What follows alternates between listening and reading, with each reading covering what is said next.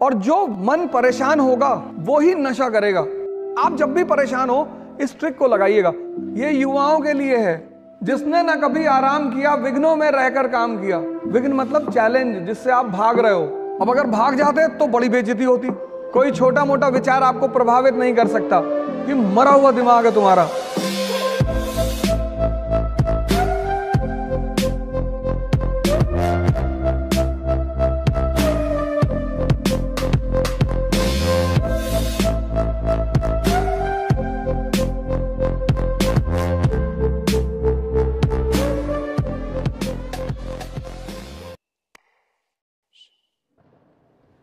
एक चीज मैं बार बार रिपीट करता हूं, इस दुनिया में सारा खेल शक्ति का है, और शक्ति के सृजन में मन की बड़ी भूमिका है। इस पूरी लाइन को सुनिएगा। शक्ति के सृजन में मन की बड़ी भूमिका है। आपका पूरा जीवन मन पे। इसलिए दुनिया के जितने भी धर्म हैं उसमें सजदा का, सर झुकाने का बड़ा इंपॉर्टेंस है। आप मंदिर में भी सर झुकाते हुए लोगों को देखोगे, मस्जिद में भी देखोगे, कहीं भी जाओगे तो सर झुकाने का बड़ा कॉन्सेप्ट है, क्योंकि मनुष्य का पूरा जीवन यहां से संचालित है। स्टीफन हॉकिंस की फोटो अगर कभी आप देखो, शरीर खराब है, मन ठीक है, नोबेल प्राइज विनर, 24 प्राइज दुनिया में। और दुर्योधन की अगर आप फोटो देखो तो पूरा शरीर ठीक है, दिमाग खराब है।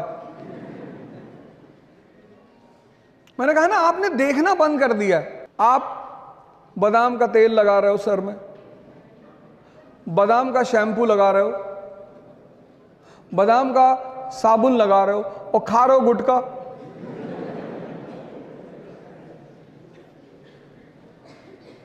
आप सोच के देखो, आप बस सोचो कि आप 21 साल के नवयुवक हैं, इतने अच्छे कॉलेज में पढ़ रहे हैं, आप स्कूल जा रहे हैं, पढ़ने जा रहे हैं, और आप सोचिए कि उन पैकेटों पे, उनकी हिम्मत देखिए, उन पैकेटों पे उन्होंने फोटो बना दी है कैंसर के पेशेंट की।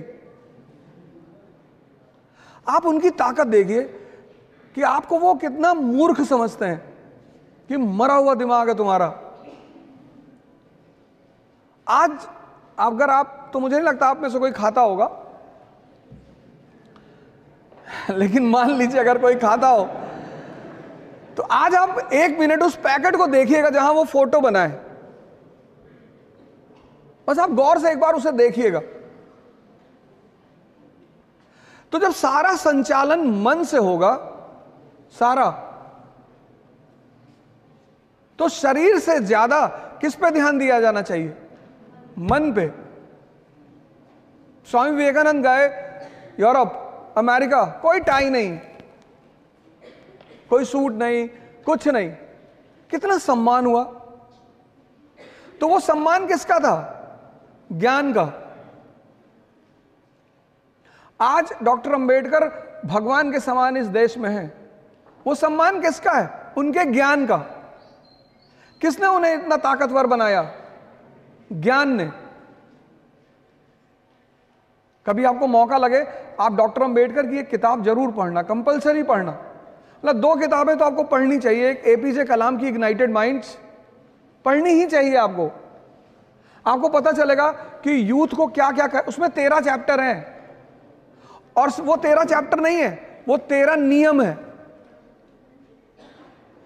जैसे पहला चैप्टर में उन्होंने ड्रीम पे चर्चा की है, सपने पे, कि हर व्यक्ति को सपना देखना चाहिए। तो अंबेडकर की एक किताब है, डॉक्टर अंबेडकर की, Buddha and his gospel, Buddha और उनके उपदेश। प्लीज आप कम से कम जीवन में ये 2 किताब जरूर पढ़ी,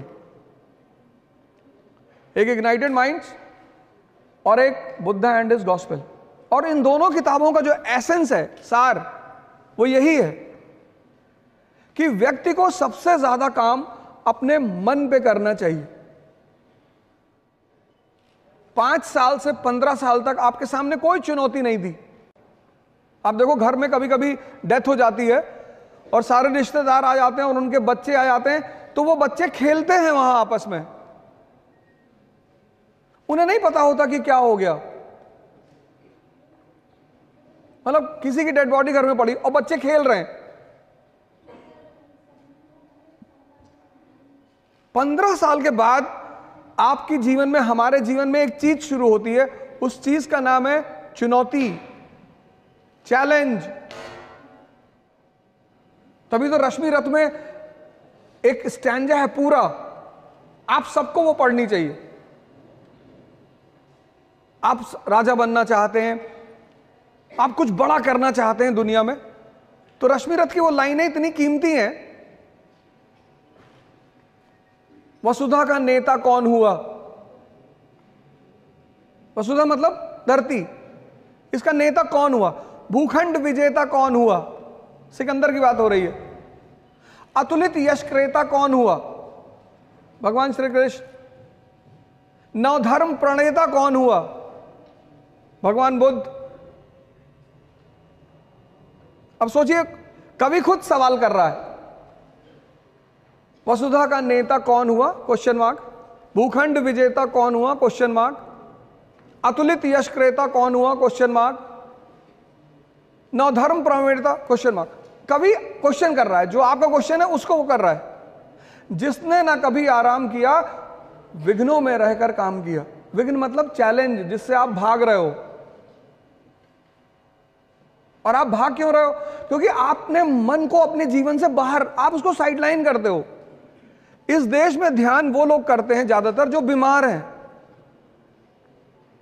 मैं बाबा रामदेव के यहां गया था, तो वहां ज्यादातर वो लोग हैं जिनको डायबिटीज है, शुगर है, बीपी है। ये रोगियों के लिए नहीं है, ये युवाओं के लिए है। जिसने ना कभी आराम किया, विघ्नों में रहकर काम किया। अब आपके जीवन में चुनौतियां आ रही हैं, आप गौर से देखो। 50% लोग जो यहां खड़े हैं मिडिल क्लास के होंगे। अगर बहनें हैं घर में तो उनका विवाह करना है, आपको नौकरी लेनी है। अब आप गौर करो, एक बहुत भयंकर चीज आपके जीवन में आनी शुरू हो चुकी है, चुनौती। जिसने ना कभी आराम किया, विघ्नों में रहकर काम किया। जीवन में विघ्न जब आते हैं, सोते से हमें जगाते हैं। कैसे? मन को मरोड़ते हैं पल पल। आप देखो कितने परेशान रहते होंगे, अनरेस्ट में रहते होंगे, मन नहीं लगता होगा, गुस्सा आता होगा, चिड़चिड़ापन पैदा हो रहा होगा। ये सब चीजें शुरू हो चुकी होंगी। अगर आप अपने जीवन को इंट्रोस्पेक्ट अभी करो, ये वही दौर है आपका, सब इससे गुजरते हैं। मन को मरोड़ते हैं पल पल। आप सोचो, जब आप 4-5 लोग रहते हो तो आप रिलैक्स रहते हो। जैसे आप अकेले होते होगे, आपको बेचैनी शुरू हो जाती होगी। ये चीज इस यहां जितने लोग खड़े उसमें से 80% को होता होगा, गारंटी। आपको बेचैनी, आप चाहते हो कि बाहर निकल जाए, अकेले ना रहें, नींद रात में नहीं आएगी, तो आप कहोगे कि रात भर मैं पढ़ता हूं। जब पलटते पलटते थक जाते होगे तब सुबह नींद आती होगी। मन को मरोड़ते हैं पल पल, तन को कहीं बीमारी हो गई, कहीं पेट में दर्द हो गया, किसी को माइग्रेन होगा। आजकल के सबसे बड़ा रोग माइग्रेन है। माइग्रेन इसीलिए कि सपने भी बड़े हैं और चुनौतियां भी बड़ी हैं, और दोनों में लड़ाई चल रही है। ध्यान मतलब देखना, अपने आप को देखना। उसमें एक प्रक्रिया है। भारत में बड़े सारे सेंटर्स हैं, विपासना के सेंटर्स हैं। बुद्ध ने ये खोज की थी इस विधि की, विपासना की। विपासना का मतलब होता है अनपान सत्य, अपने आप सांसों को आते जाते हुए देखना। आप जब भी परेशान हो, इस ट्रिक को लगाइएगा, अपनी सांसों को देखिएगा।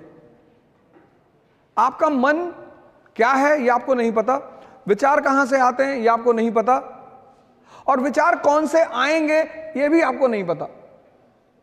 मैं क्लास ले रहा था अर्ली इन द मॉर्निंग 8 बजे। एक लड़का आगे ही बैठा था और 700-800 की क्लास थी। तो कुछ देर बाद वो बाहर निकला, फिर आ गया। तो ऐसा होता रहता है, लड़के जाते रहते हैं आते रहते हैं, वो कोई दिक्कत नहीं है। फिर 15 मिनट बाद वो फिर बाहर निकल गया। तो मुझे लगा इसका शायद तबीयत खराब होगी, फिर आगे बैठा। फिर तीसरी बार जब वो उठा तो मैंने उसे रोका, मैंने कहा क्या हो रहा है? कह रहा सर मुझे बार बार लग रहा है कि भूकंप आ रहा है। ये तुम्हारा मन ही तो है, विचार फेंक देता। तुम बैठे हो और विचार कब फेंकेगा? जब पढ़ने बैठोगे तब। तुम पूरे दिन घूमो, ये तुमसे कुछ नहीं कहेगा।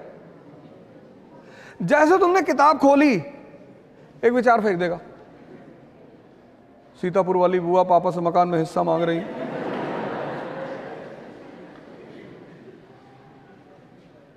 आपने कभी गौर किया इन बातों पे? नहीं किया होगा। ये ध्यान है उस विचार को देखना कि मांगने दो हिस्सा।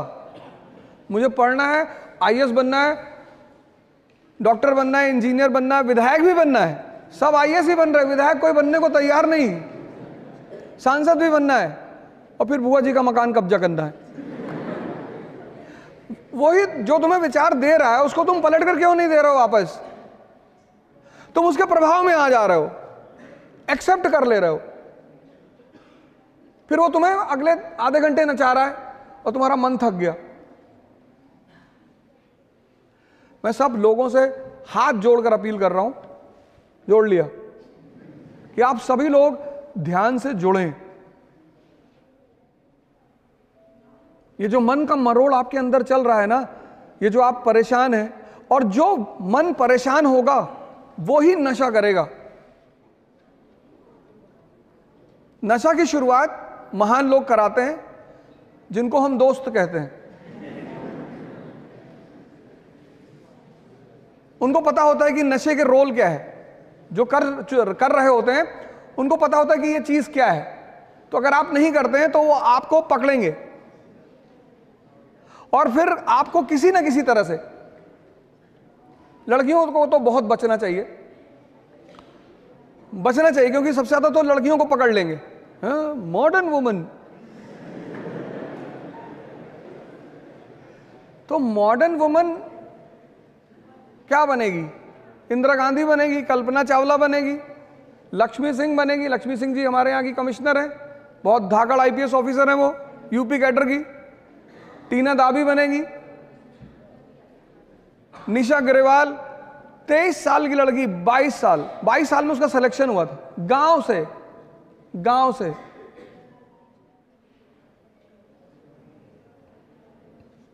51 रैंक आईएएस में, बिहार कैडर। वैशाली की एसडीएम। और लड़कियों को तो सबसे ज्यादा मेहनत करना है, क्योंकि जितना सम्मान और जितना प्रेम आपको पिता आपका देगा, उतना शायद हमारा समाज है, समाज की कुछ लक्षण है। हमारे यहाँ समाज में बहू से बड़ी एक्सपेक्टेशन होती है। पता लगा आपकी शादी हुई तो माता जी ने कहा हम सुबह 4 बजे चाय पीते हैं। 4 बजे?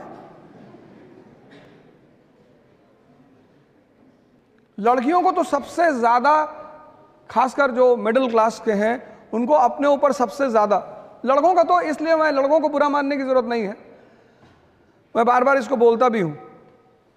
किसी भी समाज, किसी भी देश, किसी भी परिवार की जो ताकत है वो उसकी स्त्री पर ही डिपेंड करता है। हेलो बेटा। हेलो सर, मैं अनका सिंह एंड एक्चुअली मुझे परेड में जाना है, इसलिए मैं प्लीज बेटा प्लीज। थैंक यू सर, एक फोटो ले लूँ? ले लो। ये देखो ताकत।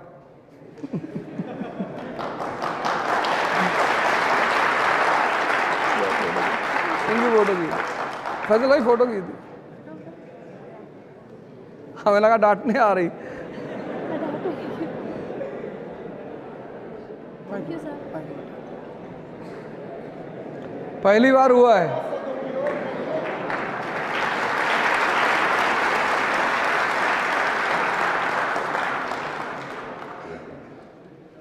तो मैं आप सभी लोगों से कहूंगा कि ये जो आप जिस दौर से गुजर रहे हैं, ये सब कोई ऐसा नहीं आपके साथ हो रहा है। प्रभु राम, इसीलिए प्रभु राम है। तपस्या, तप शब्द जो है वो गर्मी से निकला है, हीट से। भारत का एक बहुत प्यारा शब्द है तपस्या, गर्मी। हम जब पढ़ना शुरू किए तो हमें तो कुछ नहीं आता था, और चले गए आईएएस की तैयारी करने, और पहले दिन इकोनॉमी की क्लास, और जो टीचर पढ़ा रहा था दुनिया के बेहतरीन टीचरों में से एक, और वो समझा रहे थे जीडीपी रोलिंग इन दिस। हमें लगा ये क्या बता रहे भैया। और मैं देखा क्लास में सारे लड़के एकदम तन के बैठे हुए, हिंदू न्यूज़पेपर लिए हुए, और वापस भाग भी नहीं सकते थे। मोहल्ले में सबको बता के आए थे कि भैया आईएएस की तैयारी करने जा रहे हैं। अब अगर भाग जाते तो बड़ी बेइज्जती होती कि ये कमिश्नर साहब। तो फिर जो कोचिंग का मैनेजमेंट जिसके हाथ में था, बॉस था, मैं उनसे मिलने गया। मैंने कहा सर हमको कुछ नहीं आता। बोले बहुत अच्छा, यहां किसी को कुछ नहीं आता। मैंने जब कोचिंग खोली थी तो मुझे भी नहीं आता था, पर आना चाहिए। मैंने कहा जी सर कैसे? तो बोले बेसिक्स से शुरुआत करो।